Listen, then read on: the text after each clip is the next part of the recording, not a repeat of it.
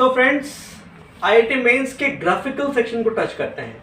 Graph में continuity, differentiability, increasing decreasing, integration, area bounded reason सब कुछ कवर हो जाता है। एक बार आप सीख के ग्राफ मजा आ जाता है। तो आइए देखते हैं कुछ स्टैंडर्ड ग्राफ को। सपोज आपके पास है y इक्वल टू 2 पावर इसका ग्राफ। एक सिंपल सा ग्राफ लेते हैं, वहां से ग्राफिकल लॉजिक को समझते हैं, फिर डिफरेंशिएबिलिटी का क्वेश्चन सॉल्व करते हैं। y मान लीजिए आपके पास 2 का पावर x है, ठीक है। इसका ग्राफ कैसा होगा? तो ग्राफ ड्राइंग का जो बेसिक कॉन्सेप्ट है वो यही है कि आप x लेंगे, y मिलेगा, x एंड y का ऑर्डर पेयर बनेगा और उनको लोकेट करेंगे, ग्राफ फॉर्म हो जाएगा। अब x को मान लीजिए 0 लेते हो तो y क्या होगा? 2 टू पावर 0 1 हो गया। x को 1 लोगे तो y 2 हो जाएगा, 2 लोगे y 4 हो जाएगा, है ना। अब आपको जो टेंडिंग नेचर है उस पर भी सोचना चाहिए। x को यदि आप 0 की तरफ, x को आप यदि इंफिनिटी की तरफ टेंड कराते हो तो क्या मिलेगा? x यदि इंफिनिटी की तरफ गया तो y किधर जाएगा? वो भी इंफिनिटी की तरफ जाएगा। x इंफिनिटी तो y भी इंफिनिटी, सही है। अब मान लीजिए x को -1 लेते हैं तो y क्या होगा? 2 टू द पावर -1 1/2 0.5। x को -2 लोगे y हो गया 2 का पावर -2 1/4। ये 0.2, ये 0.5, ये 0.25 आप देख पा रहे हो, ठीक है। x को मान लीजिए -3 लेते हो तो क्या मिलेगा? y मिलेगा आपको 2 टू द पावर -3 1/8 0.125, ठीक है। अब ये x माइनस में किधर जा रहा है? Minus infinity. ये y देखिए छोटा होता जा रहा है लेकिन पॉजिटिव है, मतलब 0 की तरफ जा रहा है। तो ग्राफिकली हम लोगों ने कंफर्म कर लिया कि ये फंक्शन किस तरह का बिहेवियर शो करेगा। 0 1 से पास होगा, x इंफिनिटी जाएगा तो y भी इंफिनिटी जाएगा, x माइनस इंफिनिटी की ओर मूव करेगा तो y 0 की ओर मूव करेगा। ये सारे ऑब्जर्वेशंस कर लिए हम लोगों ने। अब इसको हम लोग को ग्राफ पेपर पे शो कर देना है। जो भी टेंडेंसी है ना फंक्शन की, उसको आपको ऑब्जर्व करना होता है। ऑब्जर्वेशन के बाद देखिए कैसा ग्राफ होगा इसका।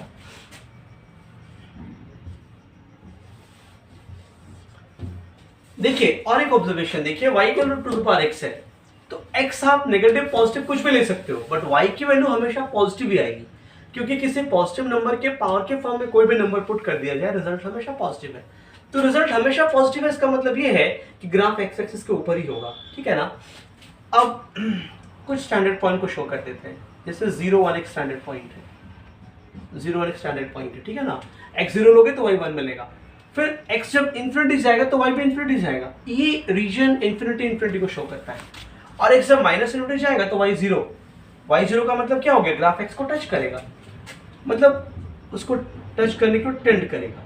तो आपने जो ऑब्जर्वेशंस किए हैं उनको यदि हम एक ग्राफ के फॉर्म में लोकेट करना चाहें तो ग्राफ कुछ ऐसा आएगा, ठीक है। अब आइए इसको इंटरप्रेट करते हैं। 0 पे y 1, x जब इंफिनिटी की ओर जा रहा है तो y भी किधर जा रहा है? इंफिनिटी की ओर जा रहा है। तो दोनों इंफिनिटी किधर जाएंगे? इधर जाएंगे, ठीक है। x जब नेगेटिव में आपने लिया था -1 0.5, ठीक है ना। -1 पे 0.5, -2 पे 0.25, -3 पे 0.125, मतलब डिक्रीज कर रहा है value.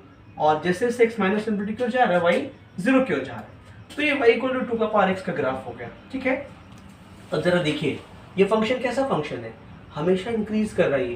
That means it is a strictly increasing function, ठीक है।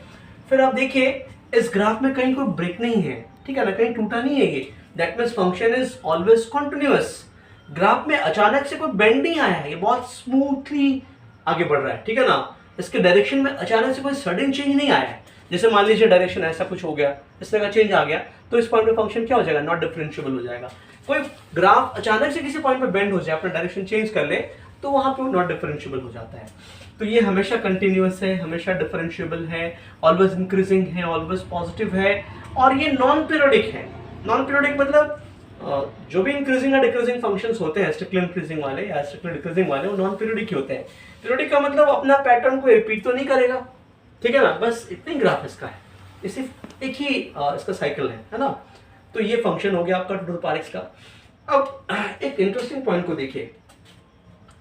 मान लीजिए किसी भी फंक्शन के ग्राफ में आप x को mod x से रिप्लेस करोगे तो क्या होगा? Suppose y equal to 2 power mod x को आपको प्लॉट करना है तो क्या होगा? इसके लिए क्या करना चाहिए? x को आप यदि mod x से रिप्लेस करोगे तो क्या करना चाहिए, ठीक है। इस केस में ग्राफ के उस पार्ट का सिलेक्शन कीजिए जिसमें x पॉजिटिव है, ठीक है ना। जब भी आप किसी फंक्शन में x को mod x से रिप्लेस करेंगे तो ग्राफ के उस पार्ट का सिलेक्शन करना चाहिए जिसमें x पॉजिटिव हो, ठीक है। x पॉजिटिव किस पार्ट में, इस पार्ट में है, और उस पार्ट की सिमेट्री कर देनी चाहिए किसमें, y एक्सिस के अबाउट, ठीक है। ग्राफ के उस पार्ट का सिलेक्शन कीजिए जिसमें x पॉजिटिव है और उस सिलेक्टेड पार्ट की सिमेट्री कर दीजिए y एक्सिस के अबाउट।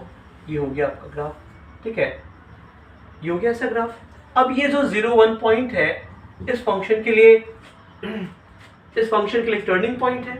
यहाँ पे ग्राफ देखिए एकदम से ऐसा हो जा रहा है कि ये मिनिमा, लोकल मिनिमा आप कह सकते हैं, लोकल मिनिमा का पॉइंट है ये, है ना। जो फंक्शन है वो y एक्सिस के अबाउट सिमेट्रिक है। तो एक बार आप ग्राफ ड्राइंग पे बहुत कमांड ले आते हैं तो बहुत सारे लॉजिक, बहुत सारे कॉन्सेप्ट आपके बहुत अच्छे से क्लियर हो जाते हैं। आइए क्वेश्चन में इसको समझते हैं और भी गहराई से। अभी हम लोग बात कर रहे थे डिफरेंशिएबिलिटी की। तो जब भी कोई फंक्शन ऐसा हो कि उसका ग्राफ किसी पॉइंट पे अचानक से बेंड हो जाए, अचानक से डायरेक्शन चेंज कर ले, तो आप कहेंगे वो नॉट डिफरेंशिएबल उस पॉइंट पे, ठीक है। अब जैसे मान लीजिए आपके पास y equal to mod x है, y equal to mod x है, ये ऐसा ग्राफ है, ठीक है। y equal to mod x ऐसा ग्राफ है, ये y इक्वल टू x हो गया और ये y इक्वल टू -x हो गया, ठीक है। y equal to x, y equal to -x। इस पॉइंट को देखिए, इस पॉइंट पे ग्राफ ने अपना डेफिनेशन चेंज किया, y इक्वल टू -x है, y इक्वल टू +x है। तो 0 पे इस फंक्शन ने अपना डेफिनेशन चेंज किया, that means x equal to 0 क्या हो गया, पॉइंट ऑफ नॉन डिफरेंशिएबिलिटी हो गया, ठीक है। अब मान लीजिए y equal to mod of x -1 होगा, तो इसका ग्राफ कैसा होगा, ऐसा होगा। ये x एक्सिस पे एक यूनिट आगे शिफ्ट हो जाएगा, ऐसा हो गया 1 0।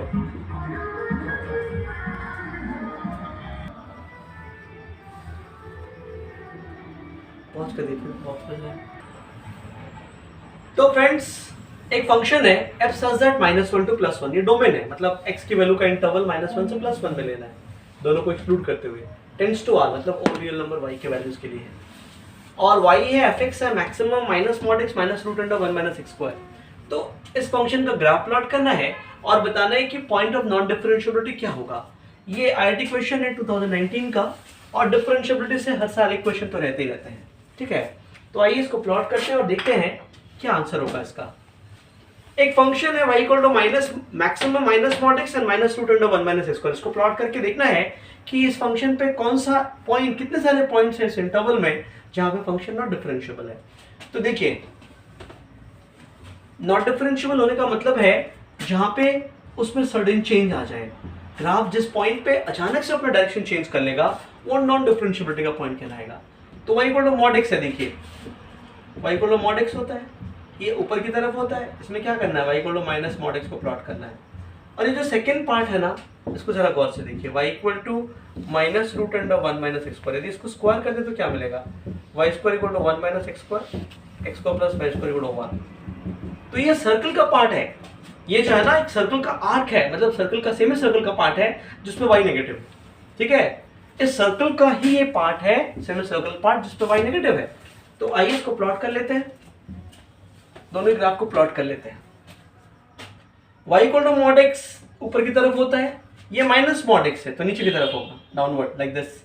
और ये सर्कल, अभी देखा आपने सर्कल क्या था, x² + y² इक्वल टू 1। तो वो जो सर्कल होगा ना वो ऐसा होगा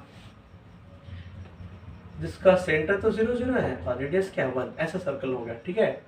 ये पूरा सर्कल है। अब आगे क्या है, y equal to -mod x, y equal to -mod x ऐसा हो गया डाउनवर्ड, ठीक है। अब इन दोनों में कौन सा पार्ट लेना है, मैक्सिमम की बात करनी है ना। तो मैक्सिमम आप जरा गौर से देखिए, इस पॉइंट पे आप हैं, ये है और ये है, तो इन दोनों में बड़ा कौन है।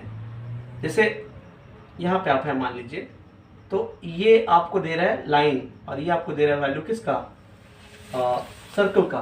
तो दोनों में बड़ा वैल्यू कौन सा हुआ, नेगेटिव में है ना, तो जो छोटा होगा वो बड़ा होगा, ठीक है। दैट मीन्स आपको सेलेक्ट करना चाहिए, देखिए इसको